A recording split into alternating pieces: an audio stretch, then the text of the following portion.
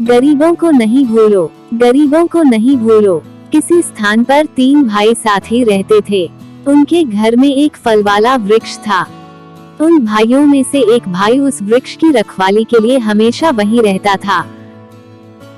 एक बार स्वर्ग के एक देवदूत ने भिक्षुक के रूप में उनकी परीक्षा करने के लिए पूछा, मुझे एक फल दो। ज्येष्ठ भ्राता ने अपने हिस्से का फल उसे दे दिया। देवदूत वहां से चला गया। दूसरे दिन वह देवदूत फिर आया और भिक्षुक के रूप में फल मांगने लगा। दूसरे भाई ने भी अपने हिस्से का फल दे दिया। तीसरे दिन प्रातःकाल वह देवदूत साधु के रूप में आया। उस समय सभी भाई वहीं थे। साधु ने कहा, मेरे साथ चलो। तीनों भाई उसके साथ चलते हुए नदी के पास पहुँचे। साधु ने कहा, मांगो, क्या चाहते हो? ज्येष्ठ भ्राता ने कहा, कितना अच्छा होता यदि इस नदी का जल शराब के रूप में बदल जाता। उसी समय नदी का जल शराब के रूप में बदल गया। साधु ने कहा, तेरी इच्छा पूर्ण हो गई, परंतु गरीबों को मत भूलना। साधु दोनों भाइयों के साथ आगे चला और एक विशाल मैदान में पहुंचा जहां कबूतर दाना चुग रहे थे। साधु ने कहा, मांगो, क्या चाहता हो?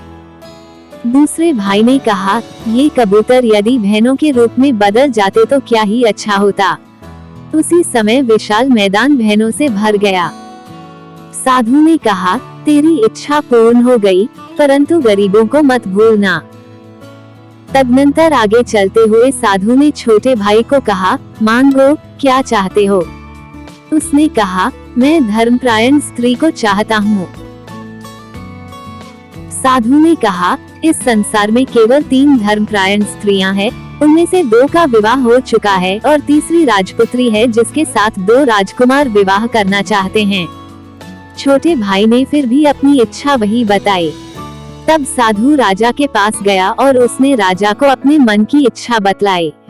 राजा सोच में पड़ गया कि अब मैं क्या करूं। साधु ने कहा, अंगूर की 3 डालियां लाओ, उन तीनों में इनके अलग अलग नाम लिखो और रात्रि में बगीचे में गांग दो। प्रातःकाल जिस डाली में अंगूर लगेंगे उसके साथ इस राजपुत्री का विवाह होगा। राजा ने यह स्वीकार कर लिया। सुबह छोटे भाई के नाम की डाली में अंगूर लगे हुए थे, अतः उस छोटे भाई के साथ राजकुमारी का विवाह हो गया। वे अपने देश की ओर लौट आए। 1 वर्ष बाद देवदूत ने विचार किया, पृथ्वी पर जाकर देखूंगा कि वे भाई क्या कर रहे हैं। भिक्षुक के रूप में बड़े भाई के पास आया। साधु ने कहा, एक प्याला शराब दो। क्रोध से वह कहने लगा, बेवकूफ, शीघ्र यहाँ से चले जाओ, मैं बिना मूल्य के शराब नहीं देता। देवदूत ने क्रुद्ध होकर कहा, तू गरीबों को भूल गया है, पहले की तरह अपने पैंट की रक्षा करो। उसी समय उस जगह शराब पानी में बदल गई। देवदूत अब गडरिये की परीक्षा करने निकला। भिक्षुक वहां जाकर कहने लगा, पीने के लिए दूध दो। उसने कहा, मैं आलसी को दूध नहीं देता हूँ। क्रुद्ध होकर देवदूत ने कहा, तू भी निर्धनों को भूल गया है, पहले की तरह ही पैंट की रक्षा कर।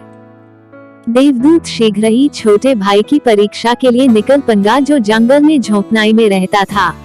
भिक्षुक ने कहा, मुझे कुछ भोजन दो। छोटे भाई ने कहा, यद्यपि हम निर्धन हैं, फिर भी आप सुखपूर्वक रहिए। उसकी गरीबी को देखकर देवदूत ने कहा, तू गरीबों को नहीं भूला है, तेरा कल्याण होगा। देवदूत की कृपा से झोपड़ाई की जगह विशाल महल बन गया। अनेक नौकर इधर उधर घूम रहे थे।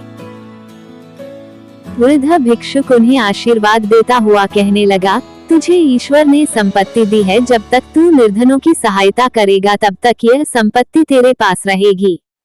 देवदूत की कृपा से इसके बाद भी वह सुखपूर्वक रहा।